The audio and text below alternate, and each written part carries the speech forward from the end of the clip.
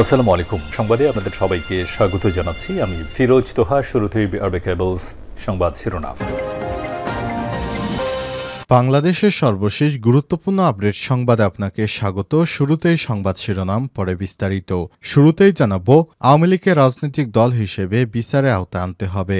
জাতিসংঘের মানবাধিকার কমিশন বলছে, শেখ হাসিনার গণহত্যার জন্য সরাসরি নির্দেশ দিয়েছেন তার শীর্ষস্থানীয় মন্ত্রী ও উপদেষ্টারা। সরাসরি আইন শৃঙ্খলা রক্ষাকারী বাহিনীকে নির্দেশনা দিয়েছেন গণহত্যার বিচার না করার জন্য।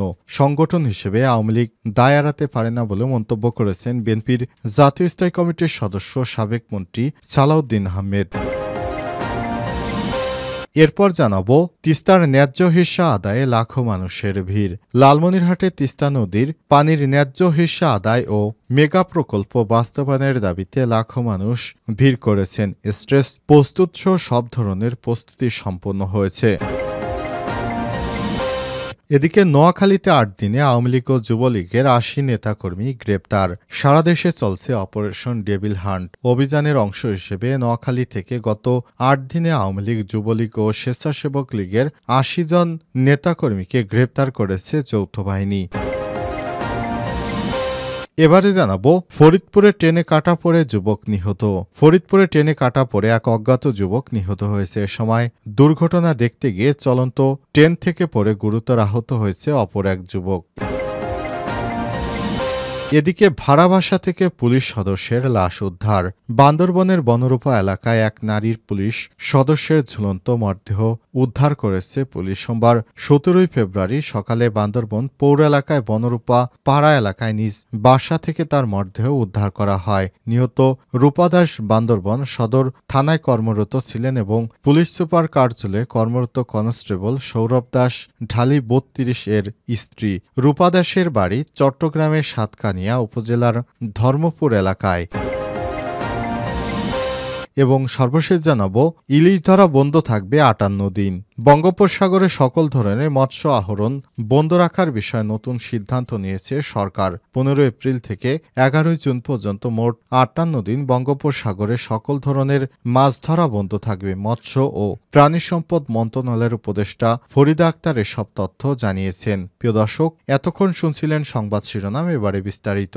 তবে তার আগে বন্ধুরা, অনুরোধ থাকবে সংবাদটিতে একটি লাইক দিন। এই চ্যানেলে আপনি নতুন হয়ে থাকলে আমাদের সংবাদটি দেখতে দেখতে চ্যানেলটি সাবস্ক্রাইব করে রাখুন, যাতে করে বন্ধুরা আমাদের পরবর্তী লেটেস্ট আপডেট সংবাদগুলো সবার আগে আপনার কাছে পৌঁছে যায়। কমেন্ট করে আপনার মূল্যবান মতামত জানিয়ে দিন আপনি বিশ্বের কোন দেশ থেকে বা বাংলাদেশের কোন স্থান থেকে আমাদের সংবাদটি দেখছেন এবং শুনছেন। এবারে বিস্তারিত। আওয়ামী লীগকে রাজনৈতিক দল হিসেবে বিচারের আওতায় আনতে হবে। জাতিসংঘের মানবাধিকার কমিশন বলেছে, শেখ হাসিনা গণহত্যার জন্য সরাসরি নির্দেশ দিয়েছেন তার শীর্ষস্থানীয় মন্ত্রী উপদেষ্টারা। সরাসরি আইন শৃঙ্খলা রক্ষাকারী বাহিনীকে নির্দেশনা দিয়েছে গণহত্যার বিচার না করার জন্য। সংগঠন হিসেবে আওয়ামী লীগ দায় এড়াতে পারে না বলেও মন্তব্য করেছেন বিএনপির স্থায়ী কমিটির সদস্য সাবেক মন্ত্রী সালাউদ্দিন আহমেদ। রোববার ১৬ ফেব্রুয়ারি বিকেলে ফেনী শহরের মিজান ময়দানে বিএনপির জনসভায় প্রধান অতিথির বক্তব্যে সালাউদ্দিন আহমেদ এমন মন্তব্য করেছেন। জেলা বিএনপির আয়োজিত জনসভায় সভাপতিত্ব করেন জেলা বিএনপির আহ্বায়ক শেখ ফরিদ বাহার। সাবেক মন্ত্রী সালাউদ্দিন আহমেদ বলেছেন, আওয়ামী লীগ রাজনৈতিক সিদ্ধান্ত নিয়ে ঢাকার রাজপথে আওয়ামী লীগ, যুবলীগ, ছাত্রলীগ ও তার অঙ্গ সংগঠন গণহত্যায় অংশ নিয়েছে, মানবতা বিরোধী অপরাধ সংগঠিত করেছে, জুলাই নির্যাতন করেছে। এগুলোর বিচার না হলে বাংলাদেশে আওয়ামী লীগ কখনোই রাজনীতি করতে পারবে না।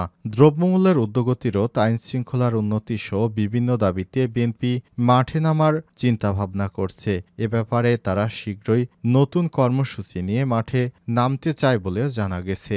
বিএনপির পক্ষ থেকে বলা হয়েছে, বর্তমান সরকার যত নির্বাচনে দেরি করবে ততই শেখ হাসিনার দোসররা আবারও মাথাচাড়া দিয়ে উঠবে। সুতরাং দেশকে ফ্যাসিবাদ মুক্ত করার জন্য বিএনপি চাচ্ছে অতি দ্রুত নির্বাচন।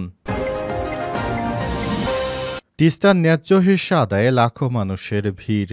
লালমনিরহাটে তিস্তা নদীর পানি ন্যায্য হিস্যা আদায় ও মেগা প্রকল্প বাস্তবায়নের দাবিতে লাখো মানুষ ভিড় করেছে।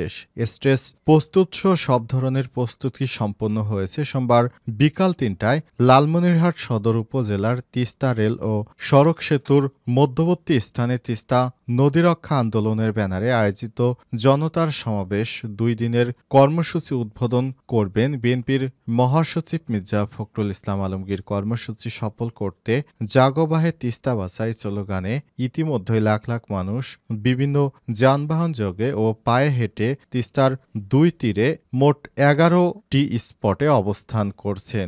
২ দিনের এই কর্মসূচিতে অংশগ্রহণকারীদের রাত্রিযাপনের জন্য নদীর তীরে বিভিন্ন স্থানে তাঁবু টানানো হয়েছে। এছাড়াও রয়েছে খাদ্য ভাণ্ডার, মাইকিং, লিফলেট, ব্যানার, পোস্টার, সভা, সেমিনার সহ বিভিন্ন মাধ্যমে যেভাবে প্রচারণা চালানো হয়েছে তাতে সংশ্লিষ্টদের ধারণা শুধু বাংলাদেশ সরকার নয়, গোটা বিশ্ব দেখবে একটি নদীর জন্য কত পিছিয়ে রয়েছে অঞ্চলের মানুষ।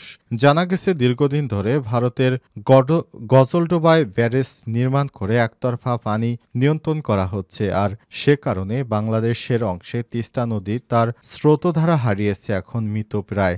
বিগত সরকারগুলো এই তিস্তা নদীর দোহাই দিয়েই ভোট চাইতেন বলে দাবি করেছে আন্দোলনে অংশ নেয়া SM গোলাম মোস্তফা ৬০, হাসানুল আজিজ ৫৫।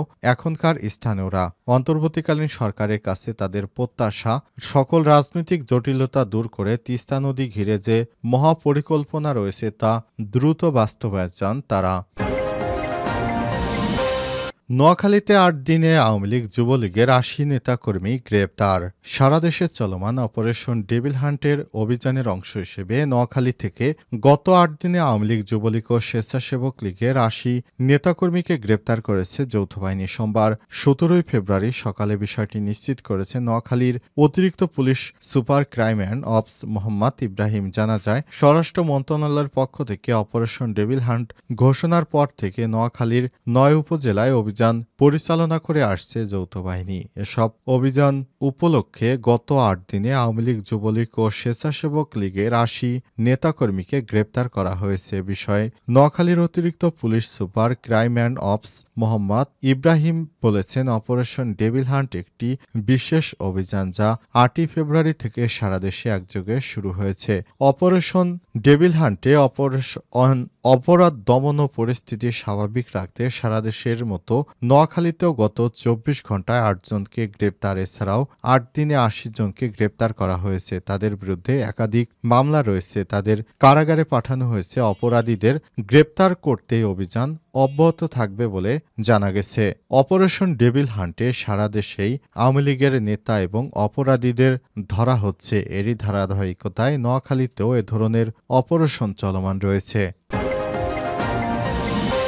ফরিদপুরে ট্রেনে কাটা পড়ে যুবক নিহত। ফরিদপুরে ট্রেনে কাটা পড়ে অজ্ঞাত এক যুবক নিহত হয়েছে। সময় দুর্ঘটনা দেখতে গিয়ে চলন্ত ট্রেন থেকে পড়ে গুরুতর আহত হয়েছে অপর এক যুবক। সোমবার ১৭ ফেব্রুয়ারি সকাল ৭:৩০টার দিকে ফরিদপুর শহরের বাইতুল আমান এলাকায় রাজবাড়ী থেকে ভাঙাগামী এলাকায় ট্রেনে এই দুর্ঘটনা ঘটে।